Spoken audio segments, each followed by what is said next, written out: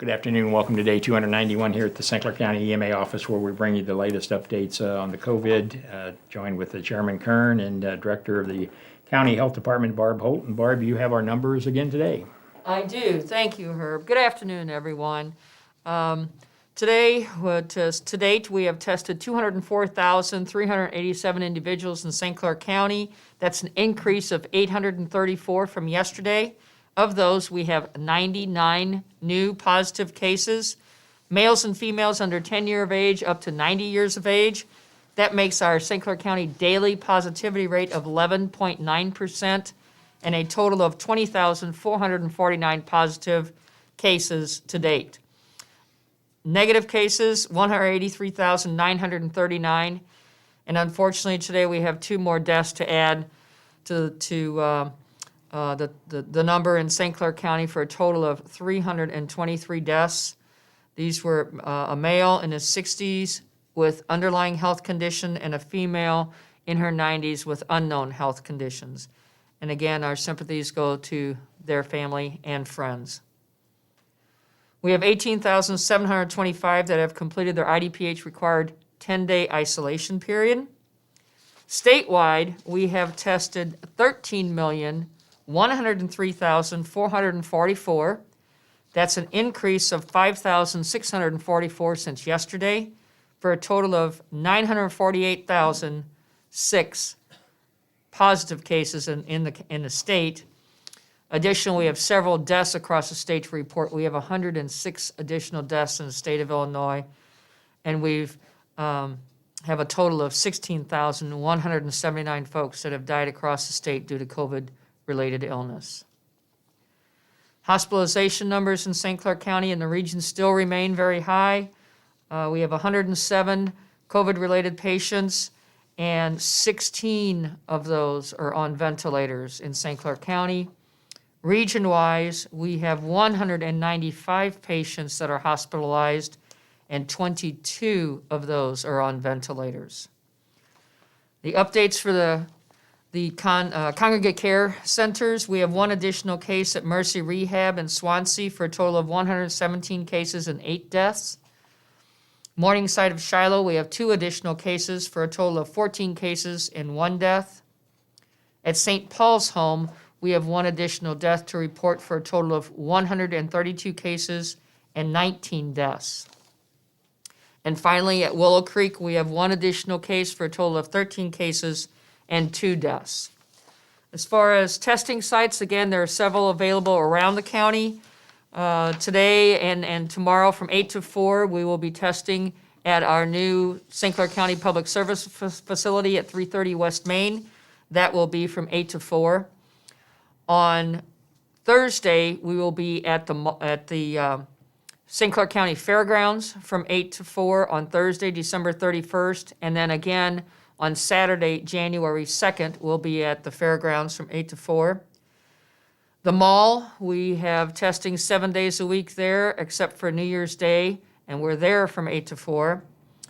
And also this weekend, Saturday and Sunday, Department of Public Health will be at McKendree University for drive-through testing in front of the HET, in front of the Half Moon Circle at the HET at McKendree University. Updates on vaccine, again in St. Clair County, our priority is to get the vaccine into the arms of those 1A groups, which include the hospital personnel, doctors, nurses, those that work at the hospital, as well as the long-term care facilities. So that's where the vaccine is going first. Again, one thing to remember, this is 2 doses. So it'll be 3 weeks ago next week when the first batch of vaccine came to St. Clair County for those hospitals and different folks. They need a second dose, so we have to have enough vaccine for those folks to get their second immunization. And then, again, the long-term care facilities should be receiving theirs very soon to be able to, the CVS and the Walgreens will be administering those vaccinations for the long-term care facilities in our area. So those are the priority groups. And again, those are CDC guidelines that we're required to go by. Those are whom we have to give the vaccine to first. Finally, one of the things that we're working on, again, is our vaccine clinics that we'll be having. We're working on appointment schedules, and as soon as we get these put together, and we don't even have any vaccine at the health department, as soon as we get vaccine available to be able to offer to the 1B group, which will be the first responders, police, fire, EMS, dentists, hygienists, all those different individuals, as well as those over 75, we will make sure we will announce it across the board. Here at our 3:30 shows, on the media, on our local television, in the paper, Facebook, website, we will push that information out to everyone and how they can find out more information on when and how to get tested. And with that, I will turn it over to Chairman Kern. How are you, sir? Thanks, Barb. Everything's good today. Good, good. So, first off, we've got a prominent member of Team St. Clair that has a birthday today. We'd like to, all of us, give birthday wishes to Dr. Hindia. If you remember, the good doctor, has been on this program, and he's the ICU director at Memorial Hospital. So once again, happy birthday to Dr. Hindia. We're proud that you're a part of the team. We'll move into the zip code report, and today we've got a lot of numbers going up, so we need to get that reversed. As a matter of fact, 7-day rolling average has been going up now for the last 4 days, so we're headed in the wrong direction. Let's get back to where we were going down. So in 62201, we went up 1 today to 450. 62203, we went up 2 to 504. 62205, up 5 to 510. 62206, up 1 to 982. 62207, up 1 to 453. 62208, up 4 to 1167. 62220, up 6 to 1399. 62221, up 5 to 1959. 62223, up 3 to 1226. 62225, up 1 to 95. 62226, up 13 today to 2221. 62232 was up 3 to 667. 62239, up 3 to 317. 62243, up 1 to 481. 62257, up 6 to 230. 62258, up 2 to 737. 62260, up 2 to 508. 62264, up 2 to 241. 62269, up 17 today to 2,216. And 62285, up 3 to 407. Positivity today in St. Clair County is 11.9%. That's 99 new COVID positive cases out of 834 tested. That brings our rolling average up to 11.9%. Regional positivity today is also up to 12.1%, a long way from the 6.5% we need to be able to open up. Bond County, part of the region, came in at 28.9%. Clinton County, 12.1%. Madison County, 10.8%. Monroe County, 29.7%. Randolph County, 16.5%. St. Clair, we're at the bottom today, 9.9%, which is still way too high. And Washington County at 14.3%. So, Herb, hospitalizations seem to be down a little bit. That's probably the only positive number we have today. We continue with new deaths, and we are above the national average of 1 out of 1,000. We're a long way ahead of that, and that's not good. 323 here in the county, 2 more overnight. Yesterday 9, day before I should say. Way too high. 106 across the state of Illinois. 16,179 deaths is just way too many. And if you look again, under the age of 40. 46 of them out of the 99 were under the age of 40. We keep stressing that point. Our younger population has got to realize that they are playing a big impact on this, on these numbers. And half the deaths are in congregate living facilities, or approximately half.